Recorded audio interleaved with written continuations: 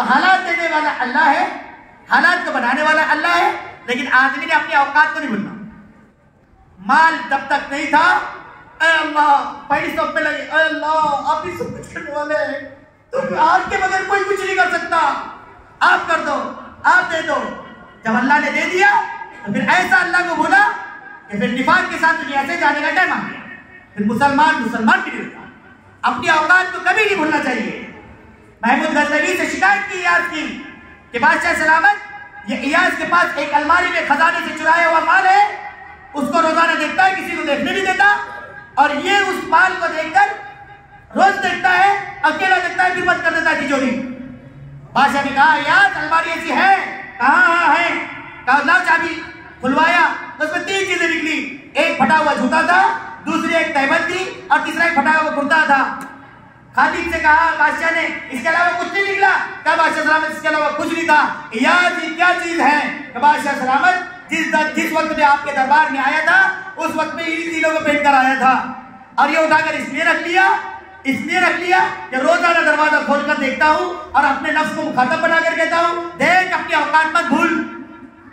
तेरी औकात ये थी कि तू फटे जूते पहनकर आया था, फटा हुआ तहबत था, फटा हुआ कुर्ता था, इसके साथ आया था, अपनी औकात को मत भूल।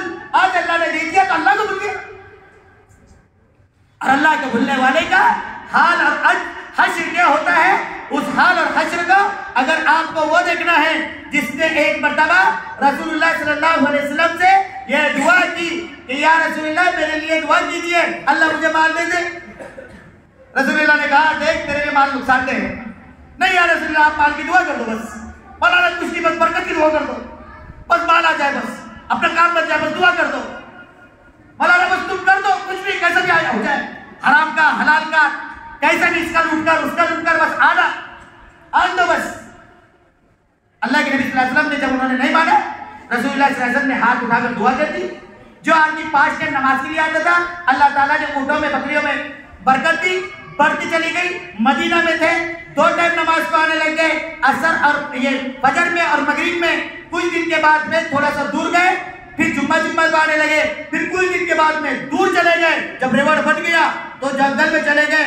फिर कभी साल में ईद बरात को आते थे, रसूलुल्लाह ने इनको भेजा कि जाओ उससे साल बाद से माल लेकर आओ और उसके पास से ज़कात वसूल करके लाओ। जब ज़कात वसूल करने के लिए गए तो उसके जुमले ये थे, जो रसूलुल्लाह से दुआ करवा रहा था, कहने लगे ओहो अब नबी ऐसा आ गया जो अब हमसे टैक्स वसूल करेगा,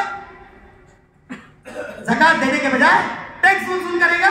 ये निकल कर आ गए। फिर बाद में आकर कहने लगे या रसूलुल्लाह मुझसे गलती हो गई, मैं तो सोच रहा था हिसाब किताब करके दूंगा, या रसूलुल्लाह मेरा माल कबूल कर लीजिए। अल्लाह के नबी ने कहा कि नहीं, तेरा माल कबूल नहीं। उमर हजरत अबू बकर के जमाने में आकर कहा अबू बकर मेरा माल कबूल कर लो। जिस माल को रसूलुल्लाह ने हाथ में लगाया अबू बकर की क्या मजाल हाथ लगाएंगे, अबू बकर ने भी कबूल नहीं किया। उमर के जमाने में आए, उमर से कहा, उमर ने कहा जिन दो ने नहीं खरीदते कभी तुम्हारे हाथ को माल लगाया, मैं क्या, मेरी क्या मजाल कि मैं तुम्हारे हाथ को माल को हाथ लगा दूं। कहा नहीं मैं भी नहीं कबूल करता। हजरत उस्मान गनी के पास आया और आकर कहा कि कबूल कर लो। उस्मान गनी ने मना कर दिया।